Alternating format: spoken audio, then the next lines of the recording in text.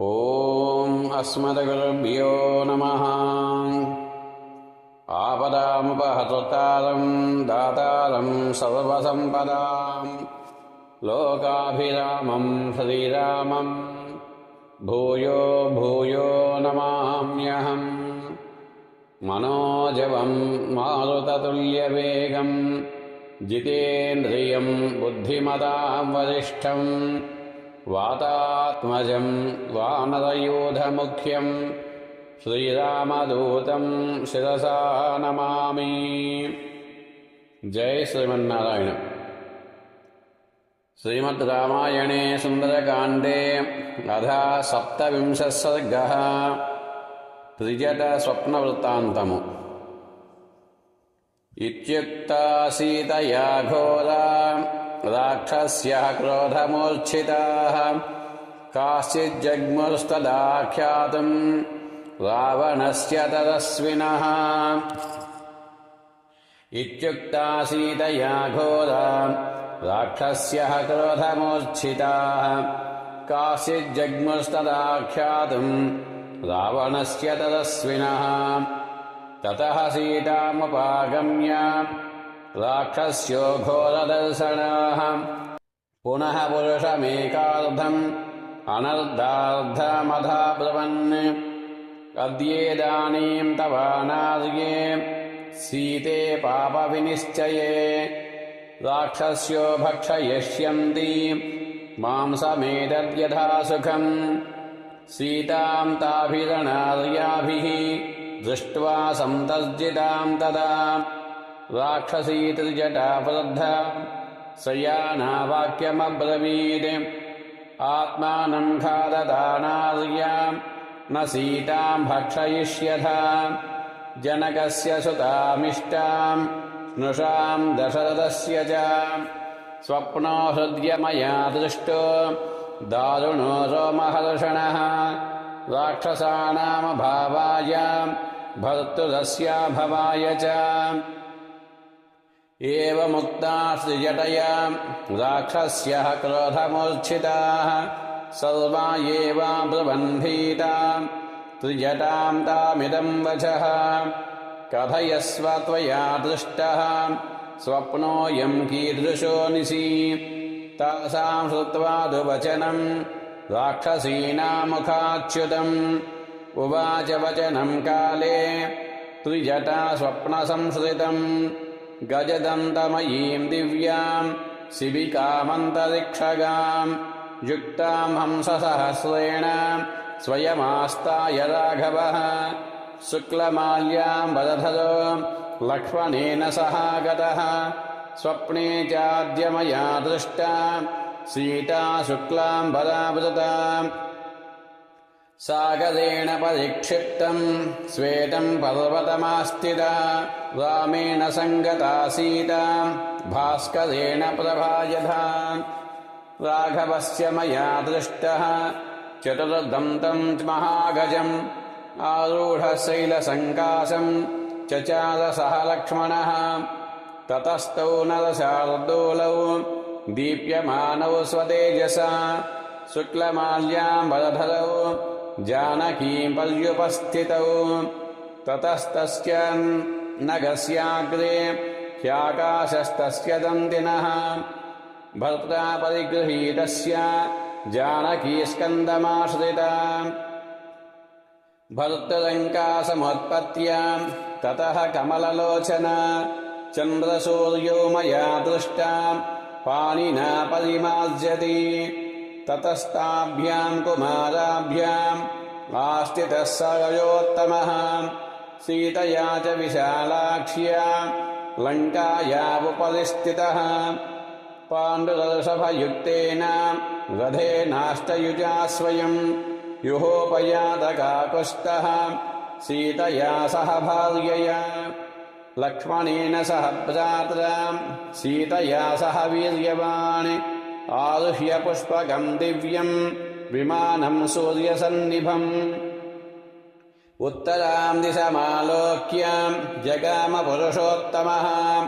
एवं स्वप्ने मया दृष्टो रामो विष्णुपराक्रमः लक्ष्मणेन सह भ्रात्रा सीतया सह भार्यया न हि रामो महातेजा शक्यो जेतुम् सुरासुरैः राक्षसैर्वापि चान्यैर्वा स्वर्गः पापजनैरिव रावणश्च मया दृष्टः क्षितौ तैलसमुक्षितः रक्तवासाः पिबन्मत्तः करवीरकृतस्वजः विमानात् पुष्पकादद्य रावणः पतितो भुवि कृष्यमाणः स्त्रिया दृष्टो मुण्डः कृष्णाम्बरः पुनः रथेन खरयुक्तेन रक्तमाल्यानुलेपनः पिबंस्तैलम् हसन् नृत्यन् भ्रान्तचित्ताकुलेन्द्रियः गर्दभेन ययौ शीघ्रम् दक्षिणाम् दिशमास्थितः पुनरेव मया दृष्टो रावणो राक्षसेश्वरः पतितो वाक्चिदा भूमौ गर्दभाद्भयमोहितः सहसोत्थाय सम्भ्रान्तो भयार्तो मदविह्वलः उन्मत्त इव दिग्वासा दुर्वाक्यम् प्रलपन् बहु दुर्गन्धम् दुःसहम् घोरम् तिमिरम् नरकोपमम् मलपङ्कम् प्रविश्यासु मग्नस्तत्र स रावणः कण्ठे बद्ध्वा दशग्रीवम् प्रमदा रक्तवासिनी कालीकर्दमलिप्ताङ्गी दिशम् याम्याम् प्रकर्षति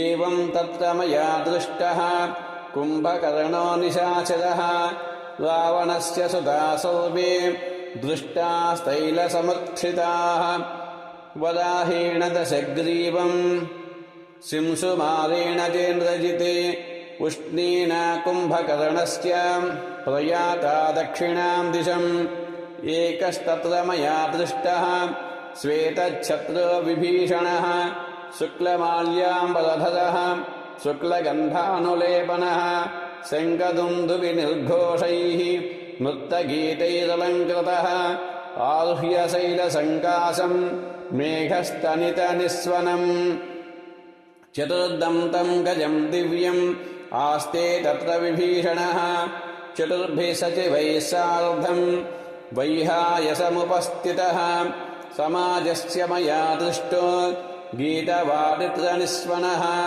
पिबताम् रक्तमाल्यानाम् रक्षसाम् रक्तवाससाम् लङ्काचेयम् पुरी रम्याम् स वाजिरथकुञ्जरा सागरे पतिता दृष्टा भग्नगोपुरतोरणा लङ्का दृष्टा मया स्वप्ने रावणेनाभिरक्षिता दग्धा रामस्य दूतेन वानरेण तदस्विना पीत्वा तैलम् प्रनुत्ताश्च प्रहसन्त्यो महास्वनाः लङ्कायाम् भस्मरोक्षायाम् प्रविष्टा राक्षसस्त्रियः कुम्भकर्णादयश्चेमे सर्वे राक्षसपुङ्गवाः रक्तम् निवसनम् गृह्य प्रविष्टा गोमयह्रदे अपगच्छत नश्यध्वम् सीतामापस राघवः घातयेति परमामर्षि सर्वैः सार्धम् हि राक्षसैः प्रियाम् बहुमताम् भार्याम् वनवासमनुव्रताम् भस्त्रिताम् तज्जिताम् वापि नानुमत्स्यन्ति राघवः तदलम् क्रूरवाक्यैर्वः सान्त्वते मे वाभिधीयताम् अभियाचामवैदेही मेतद्धि मम रोचते यस्यामेवम् विधः स्वप्नो दुःखिताया प्रदुष्यते सा दुःखैर्विविधैर्मुक्ता प्रियम् प्राप्नोत्यनुत्तमम् भर्त्सितामपि याच्छध्वम्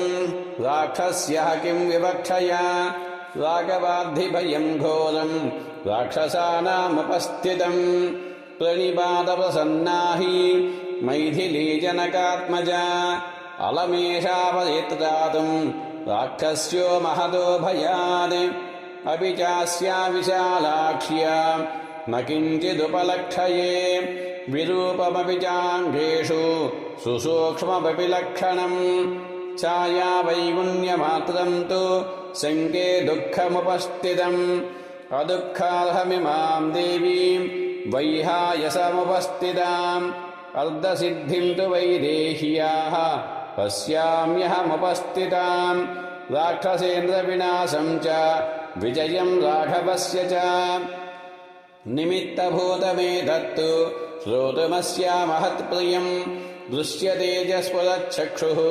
पद्मपत्रमिवायतम् ईशश्च हृषितो वास्याम् दक्षिणायाः दक्षिणः अकस्मादेव वैदेह्याम् बाहुरेकः प्रकम्पते करेण्यहस्तप्रतिमः सव्यच्छोरुरनुत्तमः वेपमानः सूजयति राघवम् पुरतस्थितम् पक्षी च शाखानिलयः प्रहृष्टः पुनः पुनः चोत्तमसान्त्ववादी सुस्वागतां वाचमुदीरमानः पुनः पुनश्चोदयतीव हृष्टः पक्षी च शाखानिलयः प्रहृष्टः पुनः पुनश्चोत्तमसान्त्ववादी सुस्वागतां वाचमुदीरयानः पुनः पुनः चोदयतीव हृष्टः। इत्यार्षे श्रीमद् रामायणे वाल्मीकिये सुन्दरकाण्डे 27 सर्गः। आपदामपहर्तारं दातारं सर्वसम्पदां लोकाभिरामं श्रीरामं भूयो भूयो नमाम्यहम्। जय श्रीमन्नारायण।